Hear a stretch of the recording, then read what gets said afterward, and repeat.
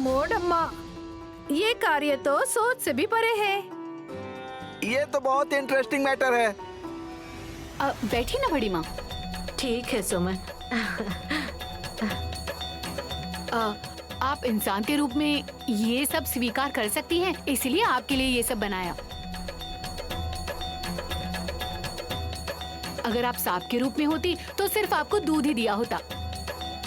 आज कार्तिक पूर्णिमा है तो सोचा था कि आज के दिन आपको साड़ी चूड़ी इनके साथ साथ थोड़ा सा दूध दूंगी तो अच्छा नहीं लगेगा ना, इसीलिए खाना बनाया है। खाइए ना बड़ी माँ, खाइए ना।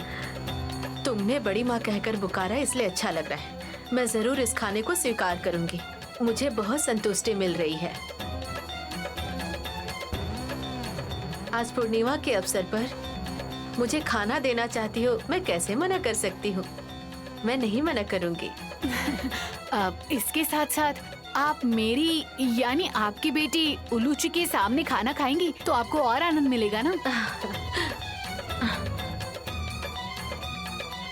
ठीक है सुमन। ठीक है, आप खाना खाइए, मैं साड़ी वगैरह लेकर आती हूँ।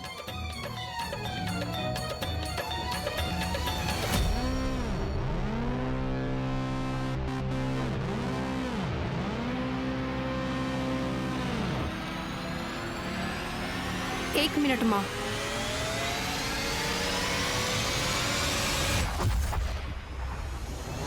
तब तो बोल रही थी कि खाना खाते हुए फूफा जी को उठाना बहुत बड़ा पाप है, लेकिन अब तुम बड़ी माँ को खाते वक्त रोक रही हो। क्या ये पाप नहीं है?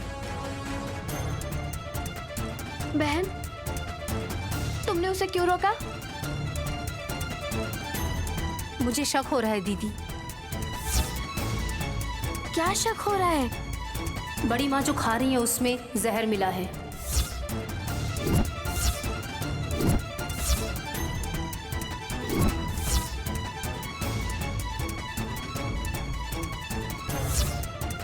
क्या बोल रही हो दीदी? क्या इसमें मैंने जहर मिलाया है?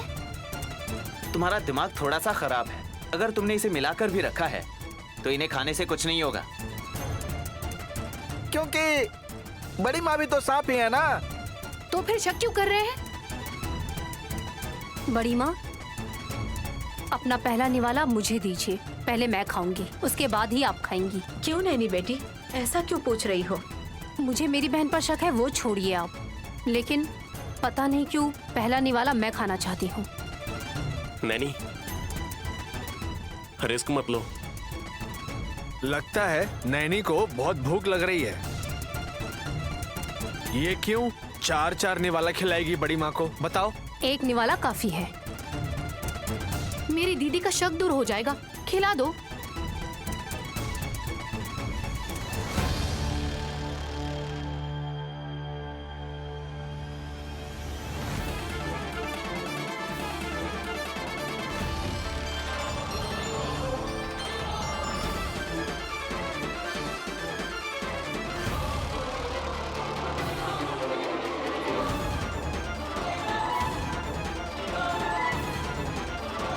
खिला दीजिए भाभी।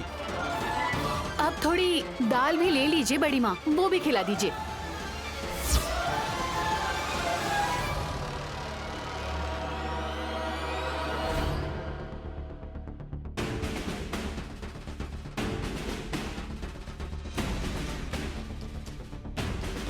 कोई जरूरत नहीं। नैनी ने एक निवाला खा लिया है, अब रहने दो। मेरी दीदी अपना दिमाग लगाएगी, इसीलिए तो मैंने पहले दाल नहीं परोसी थी। अब जो दाल मैंने बड़ी माँ को परोसी है उसे बड़ी माँ को खाने दो। अब खा सकती हो ना? अब देर किस बात की? अगर ये नहीं खाएंगी तो मैं खा लेता हूँ। मुझे बहुत भूख लगी है। फूफा जी, पेद्दा बुट्टू माँ जी खा ले, उसके बाद आप भी खा लेना। थोड़ा रुकिए ना। तो फिर ठीक है। मैं साड़ी वगैरह लाती हूँ, आप खाइए। ठीक है सुमन।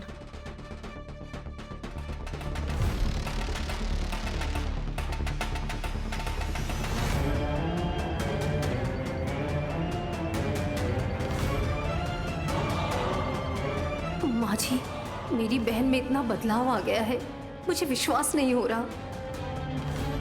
मैं किसी इंसान की आपदा को भांप सकती हूँ, लेकिन बड़ी माँ सांप जाति की प्राणी है, इनके लिए मैं कुछ भी नहीं कर पाऊंगी। कुछ समझ नहीं आ रहा कि उनकी मदद कैसे करूं, कैसे रक्षा करूं।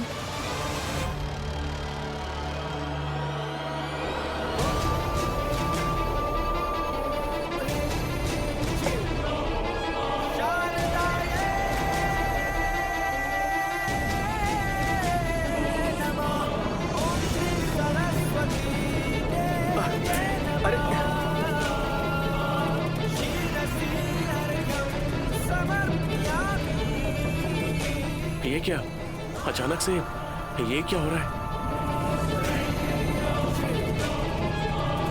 दरवाजा बंद करो, खाने में धूल मिट्टी गिरेगी। अरे 2 निवाला खाकर उपहार लेकर जा सकती हो ना। क्या कर रहे हो ब्रो, इन्हें खाने दो ना। इतनी तेज हवा में कैसे खाना खाएगी? ओह, मुंह मत खोलना आप बड़ी माँ, वरना हवा पेट में जाएगा तो पेट फूल जाएगा। संभल कर रहिएगा। आप शांत रहिए ना जी, वरना कहीं आपको डस्ट न ले।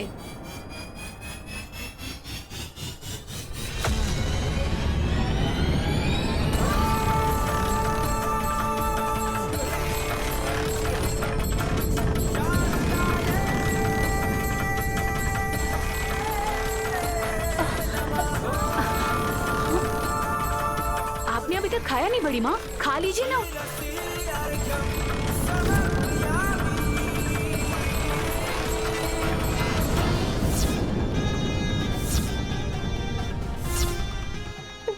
खाने में सांप की केचुल पड़ी है।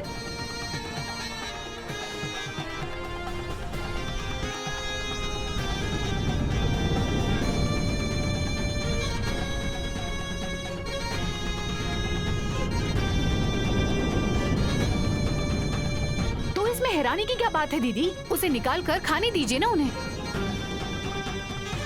गलत मत समझो सुमन, अगर हमारे खाने के दौरान केचुली अगर खाने में आ जाती है तो हम अगले दिन तक खाना दूर रखते हैं।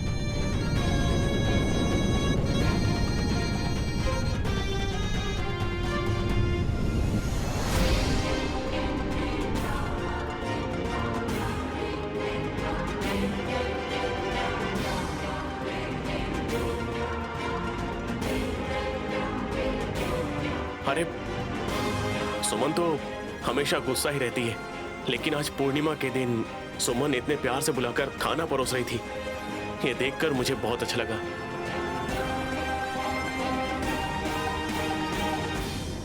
लेकिन बेचारी क्या कर सकती है, तेज हवा की वजह से कहीं से सांप की केचुली आकर गिर गई, इस वजह से ये खाना नहीं खा पाई।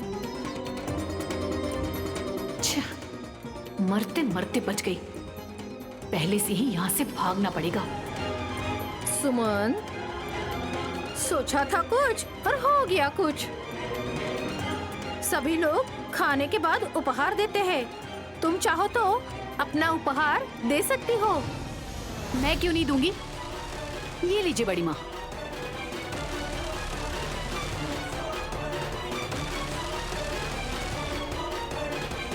बुलोची, तुम्हारी माँ ने जो साड़ी दी है इस माँ पर अच्छी लगेगी ना? देखो अच्छी है ना?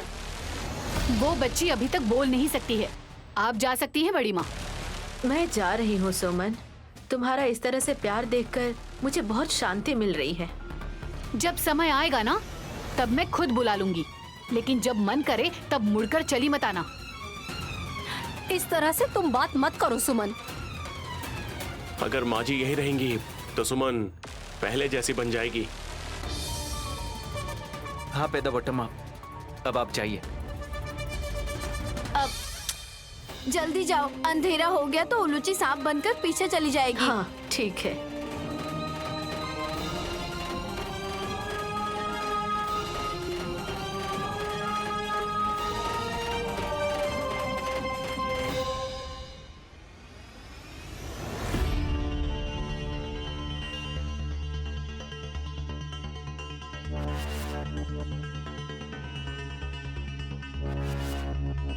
साहब जी, क्या कर रहे हैं आप?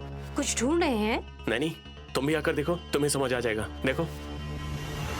दीजिए।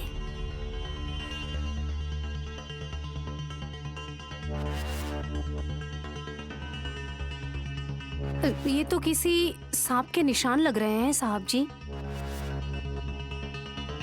उलूची तो नहीं हो सकती? लेकिन नागराज तो मुझे बता कर जाते।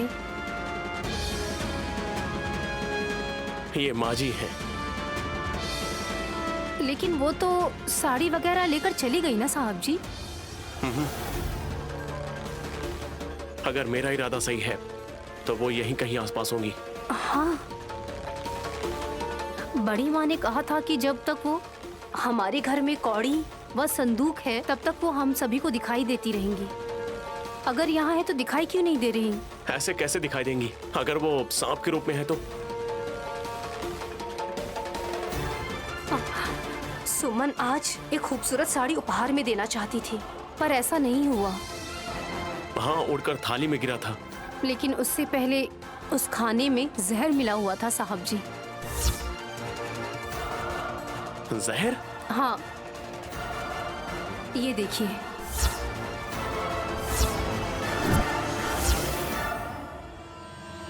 देखिए सुमन की हरकत। केले का पत्ता तो काला पड़ गया। इसका मतलब इसके ऊपर जहर गिरा हुआ था। नहीं, लेकिन तुमने भी तो खाया था ना। मेरा दुर्भाग्य है कि मैं इंसानों की आपदा को भांप लेती हूँ, लेकिन सांप प्रजाति के लिए मैं कुछ भी नहीं कर सकती। लेकिन फिर भी मुझे थोड़ा सा शक हुआ। मैंने बस शक के अनुसार किया और मेरी दाईं आंख भी फड़क रही थी। जब तुम खाना खाने जा रही थी तो मैंने तुम्हें रोका था नैनी। मुझे शक तो हो रहा था, लेकिन मैं पूरी तरह से जान नहीं पाई साहब जी। सब्जी उस केचुली की गिरने की वजह से बड़ी माँ नहीं खा पाई, वरना पता नहीं आज क्या होता। भले ही वो जहरीला सांप है, लेकिन तुम्हारी बहन इतना बड़ा कांड करने जा रही थी। वो कोई मामूली औरत नहीं हो सकती। Nanny, I am sorry to say this. मेरी बातों को बुरा मत मानना। आप जैसे इंसान को अगर उस पर गुस्सा आ सकता है तो मैं समझ रही हूँ कि सुमन किस हद तक नीचे गिर चुकी है। जब ये लोग पाप करना चाहते हैं तो कार्तिक मास के दिन ऐसा करना इनके लिए क्यों जरूरी बन गया था? शायद बड़ी माँ आज सुमन के प्यार को देखकर उसके गुस्से को भूल गई थी, इसलिए आराम से खाने बैठ गई। जो भी हो नैनी, तुम उससे सावधान रहना। वो अपने खून के रिश्ते को भुलाकर तुम्हारे साथ कुछ भी कर सकती है।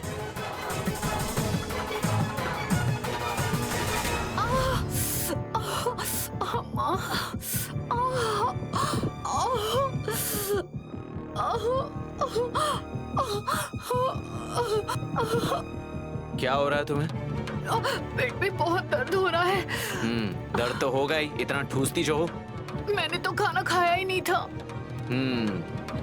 खाने के बदले तुमने आधी बाल्टी जूस पी लिया होगा।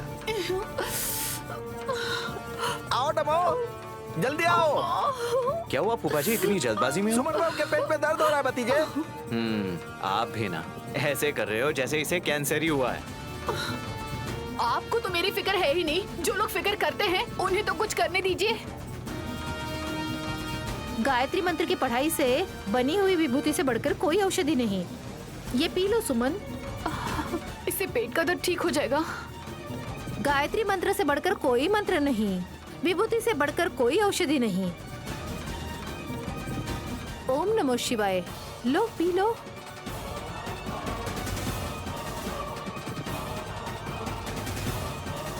कोई एक टैबलेट खिला देते हैं इसे। आपने इतनी तकलीफ क्यों ली?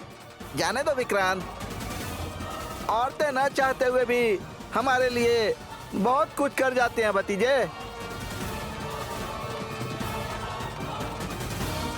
इसीलिए कभी कभी हमें भी इंसानियत के नाते उनके लिए करना चाहिए। अगर इनमें दया होती तो आज मेरी ऐसी हालत न होती। पहले ये पता करो कि तुम्हें पेट में दर्द क्यों हो रहा है। हाँ? अब हुआ तो क्या करूं? हर कर्म का फल होता है, पता है तुम्हें? तुमने नाग माता को खाना खिलाया इसलिए ऐसा हुआ। खाना तो उन्होंने खाया था ना, तो सुमन के पेट में क्यों दर्द हो रहा है? मोड़ अम्मा, अगर माँ होती तो सब कुछ पेट में छुपा लेती, लेकिन यहाँ माँ के साथ माँ है ना। दोनों का मतलब तो एक ही है ना डमो। नहीं, उल्लू जी के लिए बड़ी माँ और सुमन में अंतर है ना? तुम्हें समझ में नहीं आता? मुझे थोड़ा सा समझ में आ रहा है। यानी पेद्दा पुट्टम्मा की भूख के पीछे काली है, सही कहा ना? क्या मतलब? भूख से ना मरे, अंडरस्टैंड? और थोड़ी गहराई से समझाओ। यह खाने के साथ मृत्यु को भी परोसा था। खाना खाने से तो जिंदगी बनती है ना। लेकिन कई बार वही खाना जान भी ले सकता है। इस राक्षस ने कोई ना कोई नाटक तो रचा था। आप इस तरह शक करेंगे तो अच्छा नहीं होगा। उसे पेट दर्द हो रहा है, ऊपर से तुम उसको चिढ़ा क्यों रहे हो भतीजे? ये ऐसी पापी है जो किसी को भी दिल का दौरा लाकर मरवा सकती है फूफा जी। इससे सावधान रहिए, कहीं आप खुद ही ना ऊपर निकल लो। मेरा भतीजा ऐसा ही है, तुम दिल पर मत लेना बहू। ठीक है, जाइए आप, जाइए मेरे रूम से।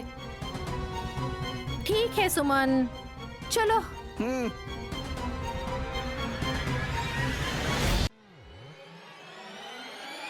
गायत्री देवी के बारे में विशालाक्षी ने कुछ बताया?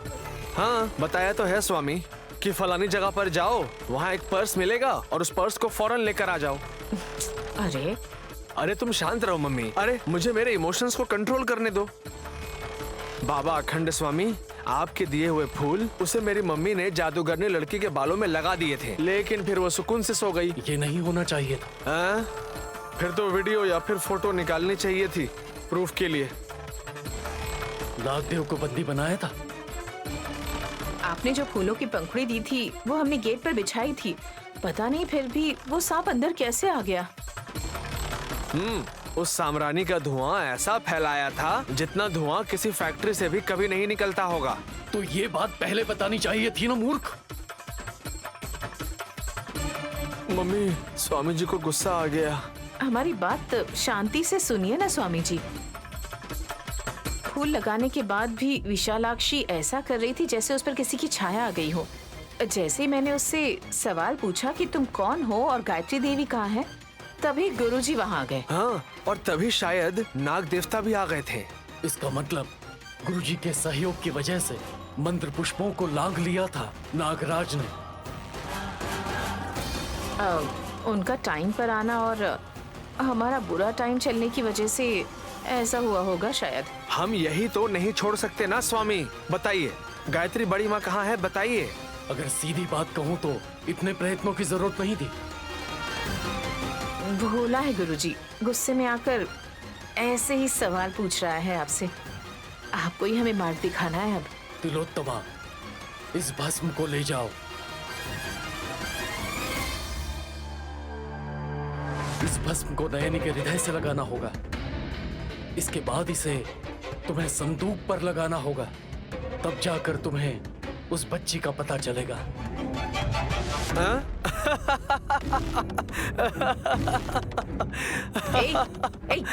हंसो मत, श्राप दे देंगे तुम्हें ये। अज्ञानी का हंसना सरल बात है तिलोत्तमा, उससे पूछो सवाल क्या है। आप कहना चाहते हो सांस, है ना स्वामी? लेकिन हम किसी के सांस को बंदी कैसे बना सकते हैं, यही सोचकर हंसी आ गई। मूर्ख बालक, तुम दोनों को इस बात का ज्ञान होना चाहिए कि एक क्षण के लिए भी हम जो श्वास अंदर और बाहर करते हैं उसी वजह से हम लोग जिंदा रहते हैं। अनजाने में हंस रहा था स्वामी जी, इसे माफ कर दीजिए। बलून में या किसी और चीज में उसकी सांस को बंदी बनाकर हम आपके कहे अनुसार काम पूरा कर देंगे। फिर तो अवश्य तुम्हें गायत्री देवी का पता चल जाएगा। अब इस अवसर को गंवाना मत। हाँ, अगर मरने की बारी आई तो फिर मैं मम्मी को ढकेल दूंगा। मुंह बंद रखो अपना। हम चलते हैं स्वामी जी, चलो। चलते हैं स्वामी।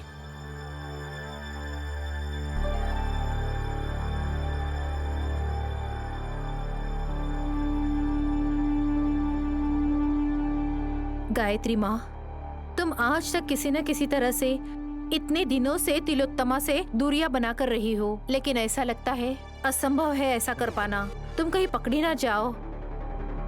तुम्हारे भाग्य में यही लिखा है क्या? कुछ समझ में नहीं आ रहा, क्या करना चाहिए? क्यों डमू, छोटी बच्ची को बात करना सिखा रही हो? उसे खेलना सिखाओ ना। हम लोग को जो खेलना आता है गायत्री को हमें वही सिखाना पड़ेगा फूफा जी। अगर हमने जो खेला था वही सिखाएंगे तो सबको लाते पड़ेंगी। अरे बाप रे, ये छोटी सी बच्ची लात मारेगी। मम्मी मम्मी, उस तरफ देखो, वो खड़ी है वहां पर पागल। ये मेरी बेवकूफ बीवी पूरे प्लान की धज्जियां उड़ा देगी। हमें इस काम के लिए हासिनी नहीं, नैनी की जरूरत है। पैकेट फाड़ो।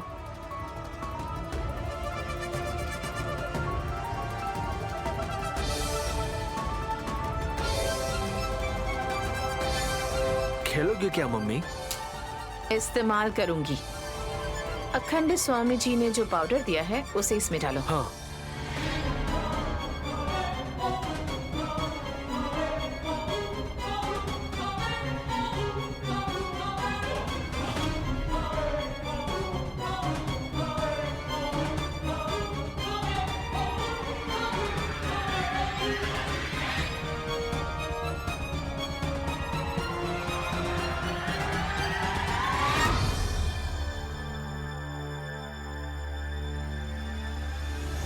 मम्मी, क्या दिमाग है तुम्हारे पास? अगर हम डायरेक्ट फूंक मारेंगे तो नैनी को शक हो जाएगा, इसीलिए बलून में डाला ना। किसी काम को अंजाम देने के लिए 113 तरीके सोचेंगे तो इस काम को करने में आसानी होगी वल्लभ। अब इस बलून को ही तो उसे फूंकना होगा ना? जरूर फूंकेगी। चलो।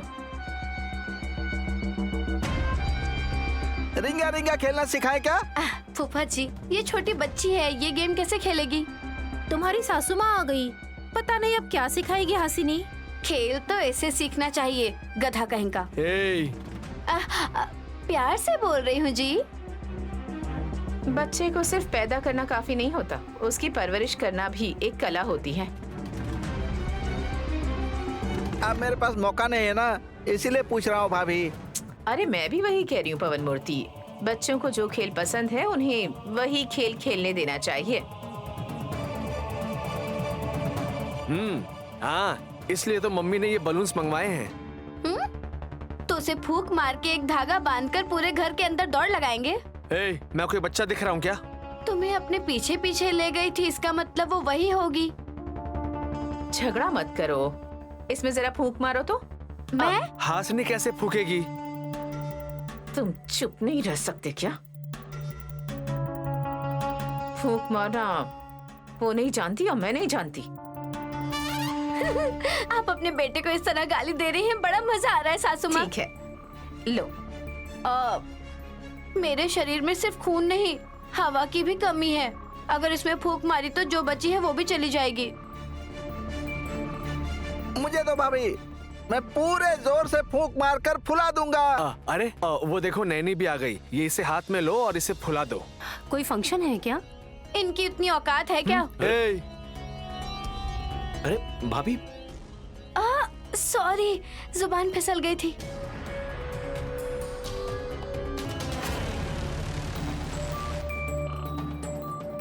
बच्चों को खेलने के लिए बलून नहीं लाते सासू माँ? बलून वाली ब्यूटी, तुमसे फूंक तो मारी नहीं जाती, बस बकवास करना आता है। सुमन, तुम ट्राई करके देखो, इससे तुम उलूची के साथ खेल भी सकती हो। मुझसे नहीं होगा सासू माँ। माँ मुझे दो। इसे चिल्लाने के लिए एनर्जी होती है, पर एक बलून फुलाने के लिए नहीं है। ब्रो, ले तू भी ले।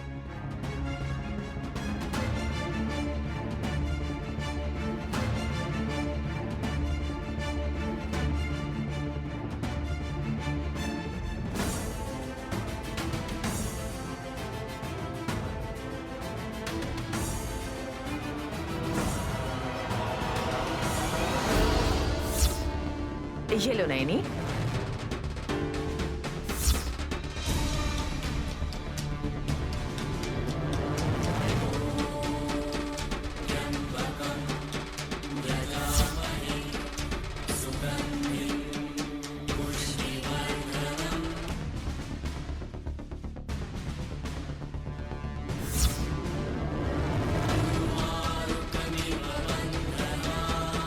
प्रमोद अम्मा, ये सब विशालाक्षी माँ की लीला है। ये लीला नहीं है, क्रीड़ा है।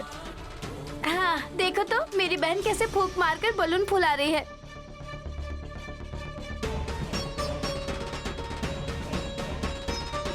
कहते हैं कि जो बलून को पूरी ताकत से फुला देता है उसकी सेहत बहुत ही बढ़िया होती है।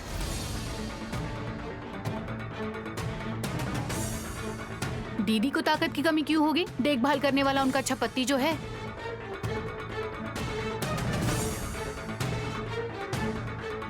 तुम्हारे लिए एक बार चमेली का फूल लाऊं?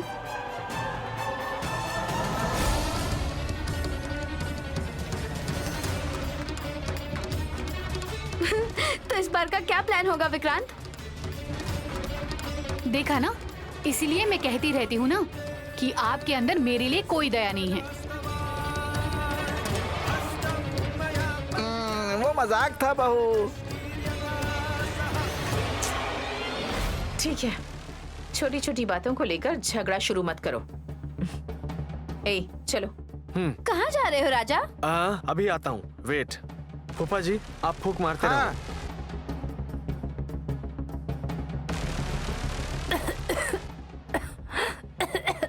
नैनी, क्या हुआ? कुछ नहीं साहब जी। थोड़ा सा पानी पी लीजिए। देख क्या रही हो, जाकर पानी लेकर आओ। मुझे किसी के लिए कोई फिक्र नहीं है बोल रहे थे ना।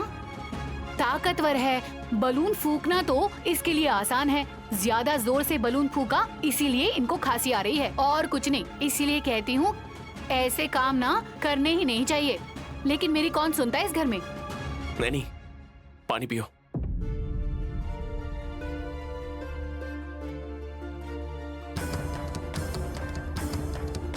नैनी, तुम ठीक हो ना? ऐसा लगा गले में कुछ फंस गया था साहब जी।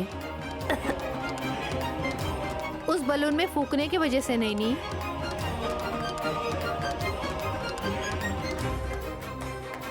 कौन सा बलून? नैनी ने तो बहुत सारे फुलाए हैं।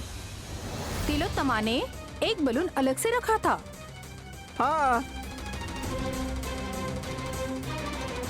अरे हाँ ना, गायत्री, गानवी, उलूची और पूना उनके खेलने के लिए बलून तो लेकर आई थी वो, लेकिन वो बलून्स वो छोटी बच्ची की तरह अपने साथ क्यों लेकर गई?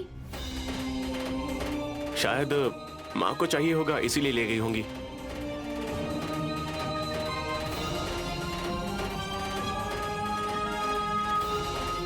किसी ने देखा तो नहीं ना? किसी ने अगर देख भी लिया तो क्या हो जाएगा? मैंने चोरी थोड़ी की है, ये तो लकड़ी का संदूक है। अरे, ये सिर्फ एक साधारण लकड़ी की संदूक नहीं, बल्कि ये संदूक तो गायत्री देवी का पता बताने वाली संदूक है। अब क्या करोगी मम्मी? अखंड स्वामी जी ने जो पाउडर दिया था उसे बलून में डालकर नैनी से फूंक भी मरवा दिया। अब इस बलून को इस संदूक के ऊपर रखना है हमें। अगर फट गई तो? अपशगुन वाली बातें मत किया करो। ये फटेगी नहीं, बल्कि गायत्री दीदी जहाँ है ये वहाँ चली जाएगी। हाँ? मतलब ये बलून जिस तरफ जाएगा हम उस बलून को फॉलो करेंगे और ये हमें बताएगा कि बड़ी माँ कहाँ पर है। हम कितने दूर जाएंगे मम्मी? अगर मुझे अपनी मृत्यु से बचना है और जिसके लिए मैं किसी भी हद तक जा सकती हूँ, तो मेरी मृत्यु यानी गायत्री देवी को ढूंढने के लिए मैं कहीं भी जाने के लिए तैयार हूँ वल्लभ, क्योंकि मुझे जिंदा रहना है। समझ गया मम्मी, तुम बलून इस पर रखो।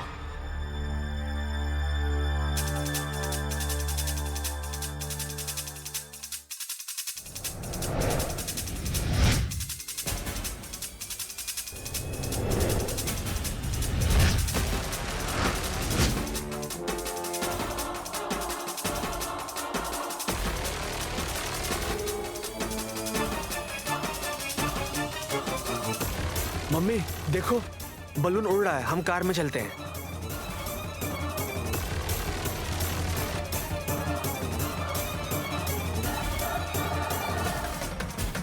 ये क्या मम्मी, ये तो घर के अंदर जा रहा है।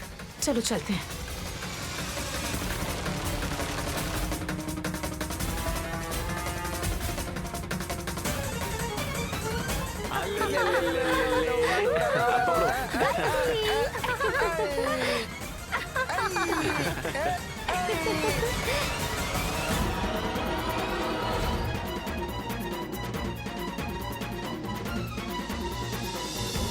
अब खेल शुरू हो गया।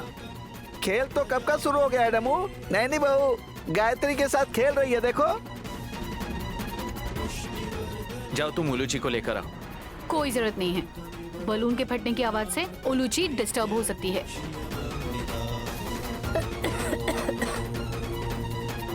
हाँ, बहुत भयंकर डर की आदत भी लगा लो सुमन। नैनी, गानवी को और पुंडरीनाथ को लेकर आओ। ठीक है साहब जी। अरे वो बलून तो इस तरफ आ रहा है।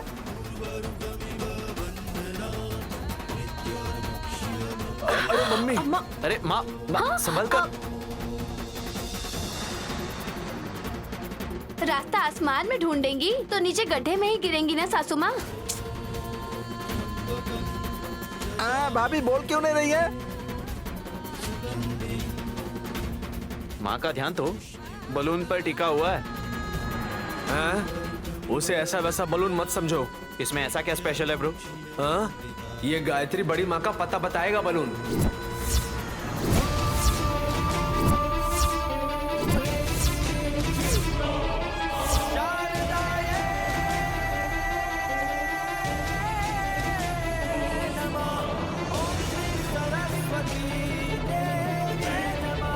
जेठ जी, अब ये दूसरा नाटक है क्या? अरे ये नाटक नहीं है नैनी, सच है।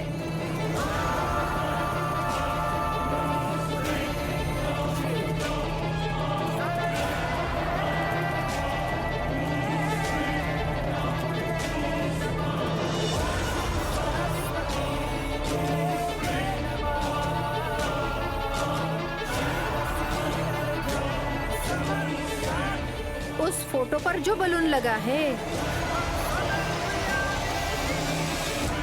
ऐसा लगता है माँ को ये बातें सब बता देगा। ऐसे कैसे माँ? अगर पहले बता देती तो तुम लोग मेरा मजाक उड़ाते, इसलिए नहीं बताया विशाल। हम एक स्वामी जी को जानते थे, उनसे आज ही मिलकर आए थे। उन्होंने एक पाउडर दिया जिसमें नैनी की सांस बंदी हो, इसलिए इस बलून में नैनी की सांस को बंदी बनाया। उन्होंने कहा कि ये बलून जहाँ गायत्री दीदी है वहाँ जाएगा और हमें पता चल जाएगा कि वो कहाँ है। माय गॉड, अगर ये बलून गायत्री के पास चला गया तो उन्हें पता चल जाएगा कि हमारी बेटी है। विशाल, तुम मन में जो भी सोच रहे हो ना, पक्का वही होगा। क्या सोच रहे हो भाई? अब यही भैया कि आखिरकार मेरी माँ कहाँ है हमें पता चल जाएगा। हाँ, ये बलून तेरे माँ के फोटो की तरफ से ट्रैवल करके जाएगा।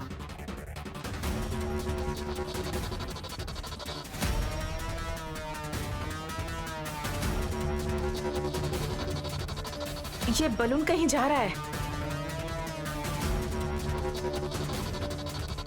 अरे विशाल, इस राक्षसनी सासू माँ के प्लान का भांडा फोड़ करना होगा। इस तरफ आ रहा है। लगता है हम सभी को देखकर ट्रैवल करेगा। टाटा टाटा। फूफा जी चुप हो जाइए। महिमा करने वाली चीजों का उपहास नहीं करना चाहिए। मैंने तो ऐसे ही कह दिया था बहू, क्योंकि वो हमारी तरफ ही आ रहा है ना।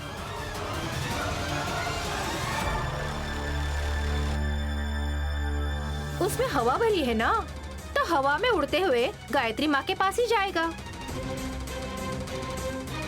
वो जहाँ जाएंगी मैं भी उनके साथ जाऊंगी। माँ जी को घर लेकर आऊंगी।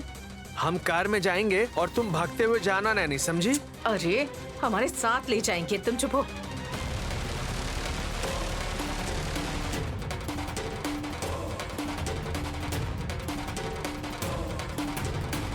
अब क्या और कैसे करूं विशाल?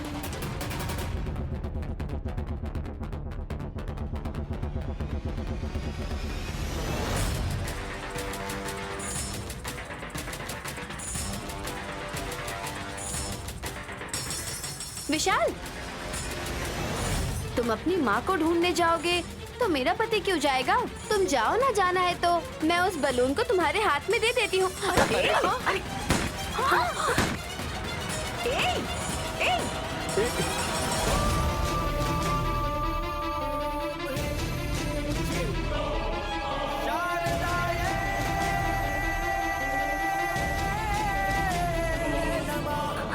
गायत्री, ये क्या हरकत है? सासू माँ, माँ, भाभी को क्यों मार रही हो? इसे तो भगा देना चाहिए।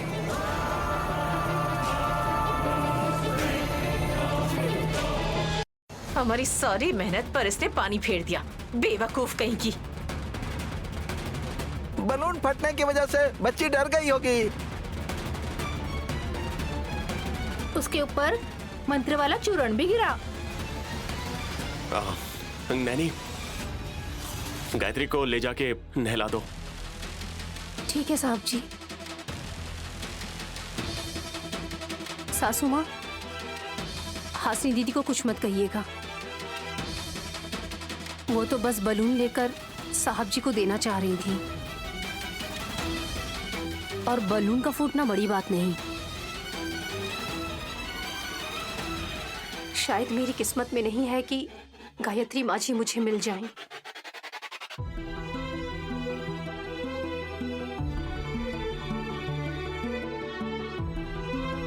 मेरी दीदी अंदर ही अंदर बहुत दुखी है, लेकिन बाहर से बहुत गंभीर है। ये सब इसकी वजह से हुआ है। जी में आता है घुसा मार दूं। भैया प्लीज, भाभी अंदर जाइए। थप्पड़ मारा तो मारा, लेकिन साउंड जबरदस्त आया ना। अरे फिर से मत मारना।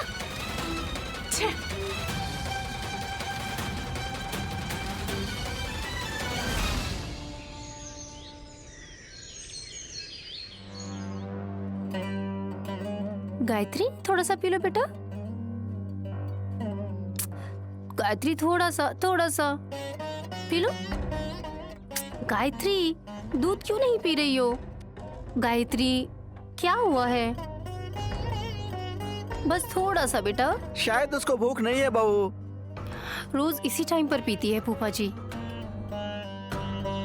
लगता है उसे भूख नहीं है नैनी। तुम तो ऐसे बोल रही हो जैसे 10 बच्चों को जन्म दिया हो। नैनी बहू के 2 बच्चे हैं, उससे ज्यादा जानती हो क्या? डम्मो डम्मा, शिव भक्तों को ये पता चल जाता है फूफा। गायत्री, नई ड्रेस पहनी है ना?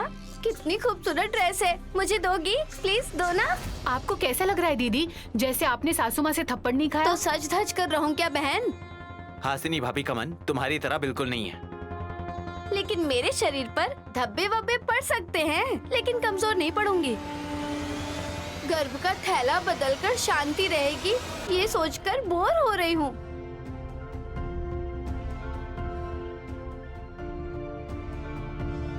काश के सब आपकी तरह होते तो घर में कोई झगड़ा ही नहीं होता। Of course.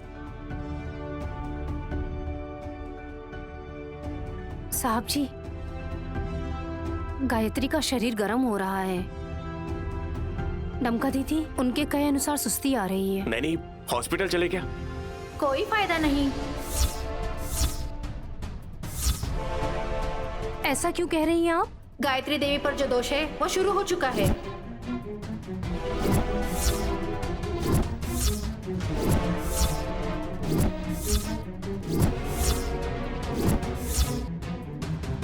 ये क्या बोल रही हैं आप? दोष हमारी सासू माँ गायत्री पर है, तो इसको क्या नुकसान होगा? ऐसे कैसे हो सकता है? भूख कहीं पानी से मिटता है क्या? नहीं ना। थोड़ा सोच कर बोलिए डम्मो दीदी, कहाँ वो गायत्री माँ जी और कहाँ ये गोद ली हुई गायत्री, जरा सोच कर बोलिए।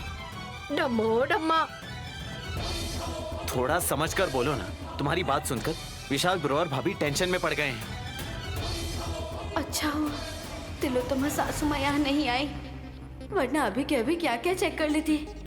नैनी के 2 बच्चों में से एक बच्चे पर पृथ्वी का दोष है, ये बात सब जानते हैं ना?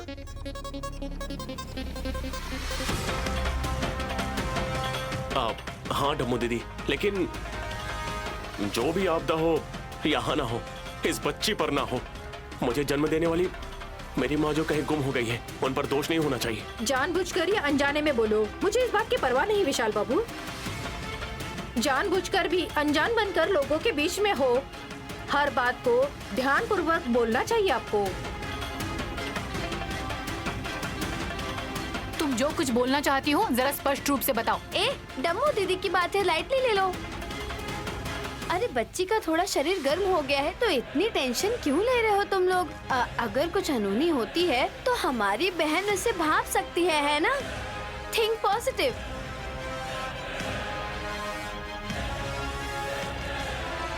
हासिनी, जो माँ ने कहा मैं वही बोल रही हूँ। ठीक है बहन, कोई बुखार की दवाई दे दो। अगर शाम तक ठीक नहीं होती है तो डॉक्टर को बुलाते हैं या फिर हमें जाना होगा तो देखेंगे। कोई फायदा नहीं है हासिनी। डम्मू दीदी, आपकी बातें सुनकर नैनी बेवजह ही घबरा रही है। डम्मू दीदी, अब थोड़ी देर चुप हो जाइए। अगर वो मौन व्रत धारण करेंगे तो हमारे संदेहों का जवाब कौन देगा, बताइए आप। अब तुम्हारा क्या संदेह है सुमन? तुम्हारी बेटी दीदी, यानी गायत्री देवी, हमारी बड़ी सासू माँ, वो कहाँ है दीदी? हम भी तो उन्हें ढूंढ रहे हैं पर वो मिल नहीं रही हैं। जब तिलोत्तमा सासू माँ ने उन्हें ढूंढने की कोशिश की तो हासिनी दीदी ने उन्हें रोका, ये मेरा शक है। हाँ, बहन एक मिनट रुकिए दीदी। और दूसरी बात, जब गायत्री सासू माँ पर दोष मंडरा रहा है तो घर में बैठकर डम्मू दीदी कैसे बोल रही हैं? अब तीसरा शक भी है क्या? हाँ है। शक से भरी खोपड़ी है तुम्हारी। सुस्त तो उन्हें होना चाहिए जो विशाल जीजाजी की सगी माँ हैं। गोद ली हुई बेटी सुस्त क्यों हो रही है?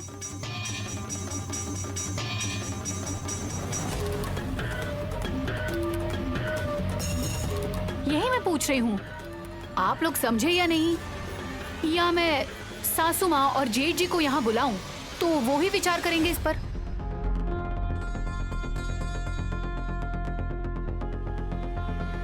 वो लोग आएंगे ना तो फिर कहीं का नहीं छोड़ेंगे। यानी सुमन के संदेहों का निवारण करती हूँ। पहली बात, गायत्री माँ जी को ढूंढने की कोशिश तिलोत्तमा सासू माँ ने ही की है। गायत्री हमारे पास है ऐसा होने लगा, इसलिए उन्होंने कोशिश की जो सफल होने वाला था, लेकिन हासिनी की वजह से विफल हो गया।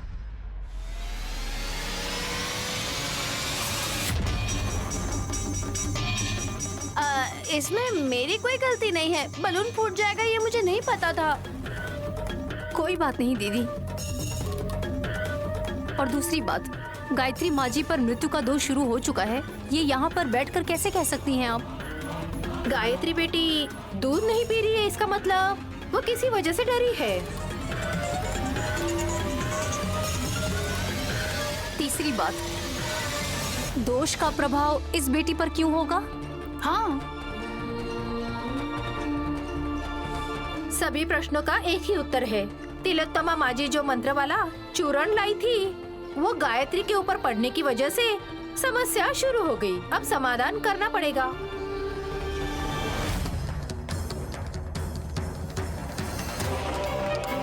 नमो दीदी, आप तो शिव जी की भक्त है ना, आपको शांति बनाए रखनी चाहिए।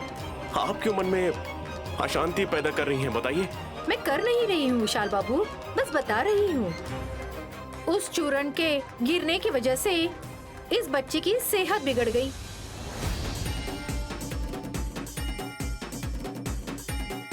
मैं समझ गया।